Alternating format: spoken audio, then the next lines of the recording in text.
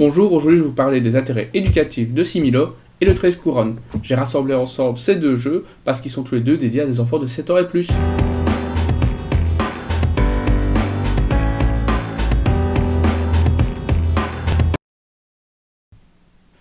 On va commencer avec Similo et on va regarder ensemble son intérêt éducatif. C'est un jeu 7+, qui dure 10 minutes pour de 2 à 8 joueurs. Similo connaît 3 déclinaisons. Il y a le jeu Histoire, Mythe et Conte. Dans notre cas, on va travailler sur le Similo Histoire. Son intérêt est d'éveiller la curiosité des enfants par rapport aux personnages historiques. Durant le jeu, vous allez découvrir différents personnages qui sont connus ou moins connus, et ça va vous permettre d'éveiller sa curiosité par rapport à ces personnages, puisqu'il va devoir utiliser des repères chronologiques, spatiaux ou autres. Durant une partie, votre enfant va devoir faire deviner un personnage qu'il a vu au préalable à l'aide d'autres cartes personnages, dans le cas d'autres personnages historiques. Et pour cela, il va devoir utiliser certains concepts, certaines connaissances par rapport à ces personnages. La période, la position géographique ou d'autres éléments comme certains faits historiques, certaines batailles, certains grands événements. Et vous remarquerez que durant la partie, votre enfant, au moment où il va devoir choisir, va se trouver bloqué, va seulement poser des questions pour justement essayer de voir quel est le personnage le plus adapté à poser pour vous faire deviner celui qui est caché. Pour aller plus loin avec le jeu, il faudra travailler sur les questions qui ont été posées par votre enfant durant la partie. En effet, durant la partie, il va devoir sélectionner des personnages pour en faire découvrir un.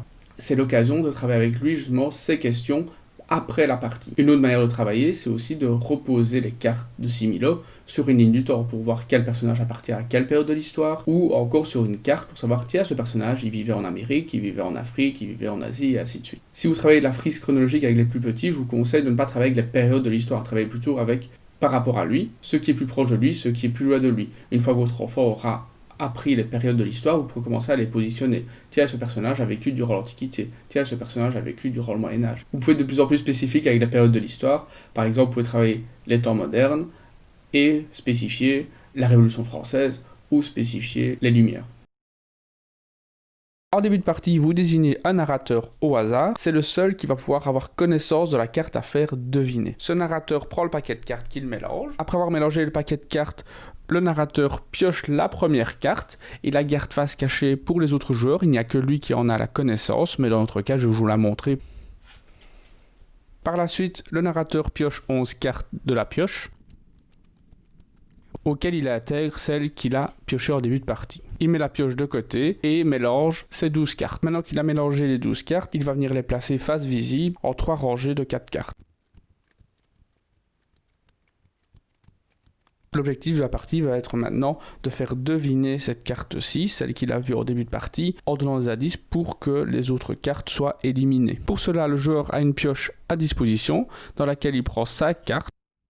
Ces cartes ne sont visibles que par lui. Voici les cartes que j'ai piochées. Et maintenant, à partir de celle-ci, il va falloir que je fasse deviner Virginia Woolf. Pour cela, je vais placer soit sur la colonne de droite les cartes qui ont des points communs avec Virginia Woolf et sur la colonne de gauche les cartes qui n'ont pas de points communs. Dans notre cas, par exemple, je pourrais mettre Elisabeth Ier dans la colonne de droite, puisque c'est une femme, et donc c'est bien un point commun avec Virginia Woolf. Lors du premier tour, les joueurs doivent défausser une des cartes. Par exemple, ici, il pourrait se dire que notre personnage est une femme et il pourrait défausser un homme, par exemple William Shakespeare. Par la suite, le narrateur reprend une carte dans sa main pour toujours en avoir 5. Voici la nouvelle carte que je viens de prendre, Leonardo da Vinci. Et maintenant, il faut que je fasse deviner de nouveau ma carte, mais au second tour, ce sera 2 cartes qui seront enlevées, au troisième tour 3 cartes, au quatrième tour 4 cartes, jusqu'à ce qu'on découvre ma carte. Dans ce cas-ci, je pourrais choisir de mettre Abraham Lincoln dans la colonne point commun, dans le sens où ils parlent tous les deux anglais. Je pourrais mettre Leonardo da Vinci dans la colonne différence, dans ce sens où ils n'ont pas vécu à la même époque. Comme nous sommes au deuxième tour, il faut maintenant retourner 2 cartes. Je pourrais retourner Sitting Bull, ils sont plus ou moins du même continent, et je pourrais aussi retourner soit Genghis Khan ou Saladin, parce qu'on peut se baser sur les traits orientaux, par exemple, Genghis Khan. Et ainsi de suite, jusqu'à ce qu'on découvre mon personnage. Dans ce jeu, si jamais on élimine mon personnage, c'est l'ensemble de l'équipe qui perd. Passons à 13 couronnes. Dans ce jeu, vous allez travailler la consigne. La consigne est essentielle dans l'apprentissage de votre enfant. Comment travailler la consigne avec 13 couronnes? Simplement en jouant au jeu. Vous allez remarquer dans la suite de la vidéo, quand vous aurez le How to Play, vous allez voir que dans ce jeu, la consigne va changer constamment. Votre enfant doit faire un effort de concentration afin de toujours avoir en tête quelle est la consigne en jeu, mais aussi il va avoir la possibilité de mettre en place une nouvelle consigne. La consigne est porteuse d'informations qui permet à l'élève de se représenter les finalités de la tâche, le résultat, d'anticiper et de planifier la suite des actions à accomplir. Dans le cadre scolaire, la consigne est donc un moyen d'aider l'élève dans la conduite de son apprentissage, un moyen de le guider pour le faire progresser, un moyen de s'auto-évaluer, un moyen d'impliquer l'élève et de le stimuler. Ce jeu a donc un intérêt fondamental car il va permettre à votre enfant de se familiariser avec une consigne, d'établir une stratégie et va pouvoir choisir à quel moment lui-même voudra changer la consigne afin de modifier le résultat du jeu. Mettez au centre de la table la carte premier roi, ensuite les jetons blasons, les jetons garde et l'ensemble des couronnes. Mélangez la pioche et distribuez 6 cartes à chaque joueur. Par la suite, désignez le premier joueur. Le premier joueur est celui étant le plus généreux. En compensation, les autres joueurs récupèrent des couronnes depuis la réserve. Le deuxième joueur prend une couronne, le troisième en prend 2, et ainsi de suite jusqu'à ce qu'on ait fait le tour de la table. Mettez à proximité de chaque joueur la pioche. Lors d'un tour de jeu, chaque joueur peut réaliser une des 3 actions suivantes. Appliquer la loi du roi au pouvoir, changer le roi au pouvoir ou refaire sa main. La loi du premier roi nous dit qu'il faut défausser une de nos cartes pour pouvoir obtenir un blason. Lorsque l'on obtient un blason de ce type dans notre jeu, il peut remplacer n'importe quelle carte de la même couleur. Par exemple, ici, il remplacerait une carte verte, une carte rose, une carte bleue ou une carte orange. Si je prends la main du premier joueur, si nous n'aimons pas la loi au pouvoir, nous pouvons la changer. Voici la main du premier joueur.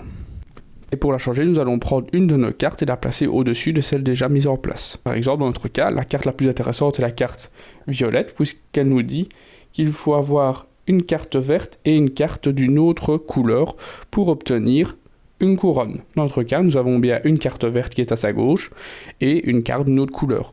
Nous la plaçons sur le roi en place et nous pouvons en résoudre directement ses effets. Et nous récupérons donc une couronne. Et les tours de jeu vont s'enchaîner ainsi de suite jusqu'à ce qu'il y ait un joueur qui obtienne 13 couronnes. Maintenant, en plus des jetons blasons, nous avons des jetons garde. Comment fonctionne-t-il? Lorsque vous l'avez en votre possession, vous pouvez le placer à n'importe quel moment de votre tour sur la carte du roi au pouvoir. Et cela signifie que si un joueur veut changer la loi, il faut qu'il vous donne une de ces cartes pour défausser le jeton. Merci de m'avoir suivi et je vous dis à la semaine prochaine.